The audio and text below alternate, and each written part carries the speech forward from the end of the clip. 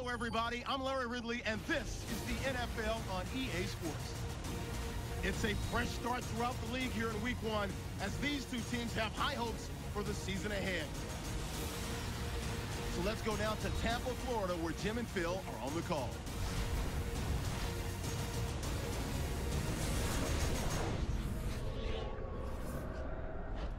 The opening week of the National Football League has finally arrived.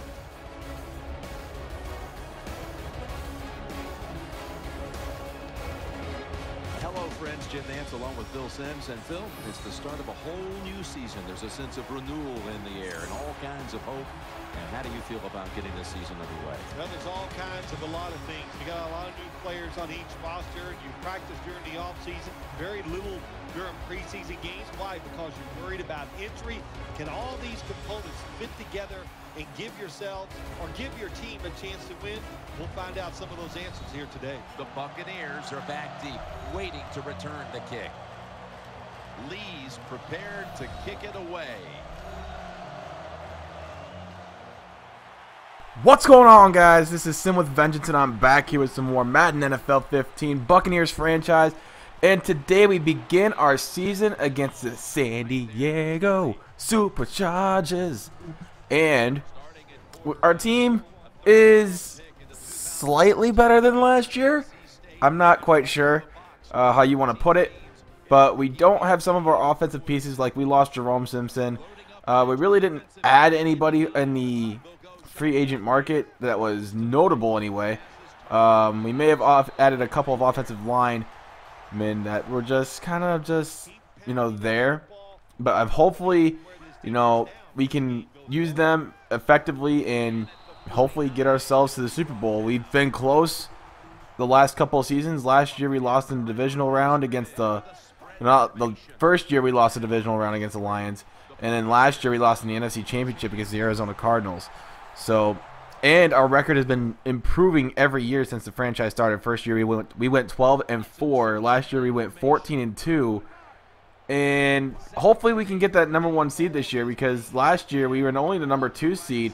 Yeah, Seattle was 14-2 as well last year, but we lost to them, so that pretty much gave them the advantage over us. But they still lost in the their divisional round anyway against the team that we lost to, the Arizona Cardinals. So that just says a lot about the Cardinals. So they're probably going to be a threat this year as well with their quarterback, Mark Ashley. If you guys remember him against the Cardinals in the NFC Championship, he was just absolutely tearing us up. And we get the touchdown right away with Austin Seferian-Jenkins, our starting tight end, and he puts us on the board, 7-0 Bucks. Here comes Ryan Tannehill. Apparently, I guess Phillip Rivers and Tannehill just swapped places, and they both got traded for each other. Kind of weird, huh? Ryan Tannehill's the starting quarterback for the Chargers. So they're going to hand it off to Ryan Turbin, and Ryan Turbin gets a pickup of about 12 yards on that play, so it's a first down for the Chargers. Ryan Turbin is sneaky. Let's just say that much. He's a sneaky running back. He'll sneak up on you and get some yards that you really didn't think, like, oh crap, he actually got that, but he does, and you'll find out later on in the game. But here is the Garrett Hartley for the field goal, and it's up and it's wide right. It was straight away, but I guess the wind must have taken it, and now it's no good. So the Bucks kind of go without bending or breaking at all. So Glennon looking deep down the field, and it's incomplete. Thrown into triple coverage. I think he was going for Tyquan Underwood on that play. And the Bucks are forced to punt. So later on, 3rd down and 2 for the Chargers. And Ryan Tannehill in. I always think it's Phillip Rivers because they both wear the same freaking number. But Jonathan Banks, probably our best defensive player this year. I think he's really that good. I think he is. He may not have the best overall, but my Lord, he is just a monster on the field. You get that guy in the field, he produces. He gives you guys what you want in a defensive back. He's just that good. But 3rd down and 4 for the Chargers. Here's Tannehill once again, steps up, and he sheds a sack, but he cannot avoid the other one, as that is Mark Barron coming in for the sack. And it's now Bucks ball, still 2 minutes left here in the first half. This game's going by pretty fast. It's pretty low scoring. Only 1 touchdown scored so far. And now we're going to throw it here, and Vincent Jackson just drops it perfect, like right into his little catch area, like a little pocket where he's supposed to catch the ball, but he just drops it. 3rd down and 16. Hand off to Turbin, and he goes nowhere. But now the Chargers have a 1st and 10 to start the 3rd quarter. And Tannehill all alone in the shotgun. He drops back, looks over the middle, and he gets it out to his tight end, and he gets a 1st down on the play. Tannehill 4 for 4 for 48 yards, but no scores yet. What a shocker, right? That's what happens when you really can't get your run game going. But on this play, this is what I mean. I thought I had him, and then he just does that spin move, and I got to give him props. That was unexpected, but very good. And I did not think like a computer could do something like that. To just juke me out of my shoes like that. I did not see that coming. But anyway, it's now tied up at 7. Glennon has been struggling so far in the second half, and we really want him to turn it around.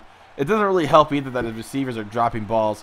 And yeah, we don't really want that. So Tannehill steps up again and fires over the middle, and gets it off again. Tannehill is just smoking hot right now. And now it's 3rd down and 1. We got to make a stop. They have all the momentum on their side right now. And, you know, we don't want to fall to 0-1 on the season. That would just not be a good start. They're going to hand it off and off to the left side. And he gets another 1st down inside the 30-yard line. That was Hawkins on the play. And now the very next play, 1st and 10, 2:35 remaining. And here's Tannehill dropping back. Looks, gets pressure, gets hit as he throws it. It's intercepted by Mark Barron. And Mark Barron cannot be caught. He could go all the way. Touchdown, Tampa Bay. Talk about a giant swing of momentum. And the Buccaneers take the lead. The score is now 14-7. 3rd down and inches here for the Chargers. And the single back formation with 2 wide receivers and 2 tight ends on the play. They have one of those tight ends in motion, handoff, and it's going to be Turbin once again. Like I said, he's very sneaky. He knows how to get some yards on you. But yep, we thought we had like maybe one chance to get him in the backfield, and I thought we would have got him, but we didn't. And that's what caused that.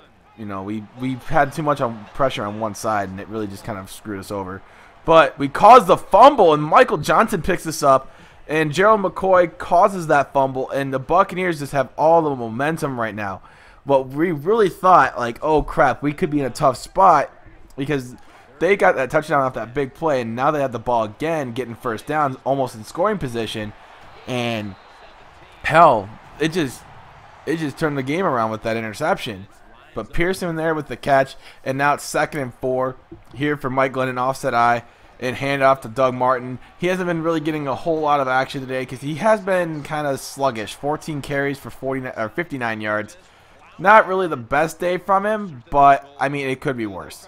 So we're going to try and change it up once again. So close to the end zone. They're going to send their blitz package.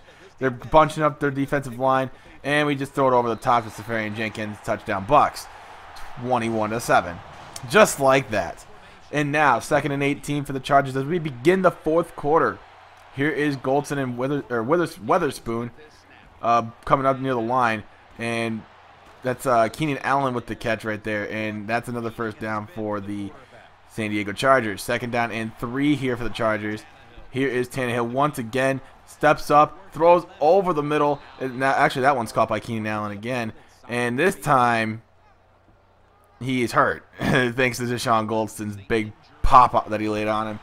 3rd down and 17 for the Chargers. The Chargers have been really kind of sluggish ever since that interception. They haven't really having any flow to their offense. And this one's over the middle, but it's dropped. And now another injury timeout. But it turns out they're going to be okay, so they're going to return later in the game anyway. So 2nd and 7 here. Here is Doug Martin getting that 1st down. About a pickup of 9 on the play. 16 carries, 71 yards, but yet no touchdowns today.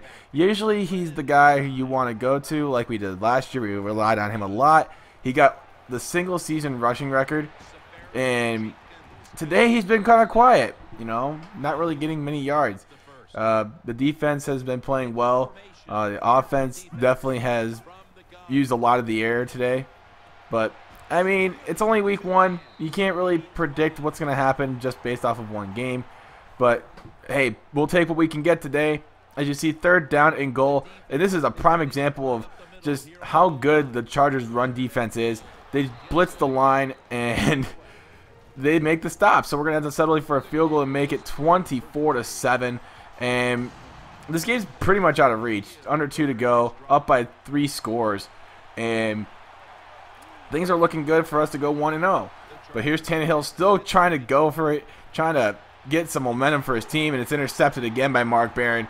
He's been really good today. He's gotten a sack. He's got 2 interceptions. Just being a beast. So here we go again, 3rd down and 4. I ran the ball the first 2 times. We got a couple yards here and there, but we're trying to get that 1st down, try to keep the clock moving. But we get stopped short of the 1st, and here comes our rookie kicker, A.J. Drake, for the field goal. It's up and good, right down the middle, and it's now 27-7. And now that's pretty much going to wrap this one up. Alteron Werner gets another pick just for good measure, and the Buccaneers start off 1-0 on the season. Yeah, that's what we want. Definitely a way to bounce back after a tough NFC Championship loss last year to the Cardinals, and we hope this year we can take our team to the promised land. That's our goal. But anyway, guys, next week we take on the Carolina Panthers, and they're no joke either. They were 10-6 last year and they missed out on the playoffs, but who knows what they could do this year. I'm excited for this year. What has you most excited about this year in the Bucs franchise? Let me know in the comment section below. And also, thank you guys so much for watching. If you're a first-time viewer of myself, hit that subscribe button down below. Make sure you click that like button as well. But until next time, my name is Sim with Vengeance, and I am out. Peace.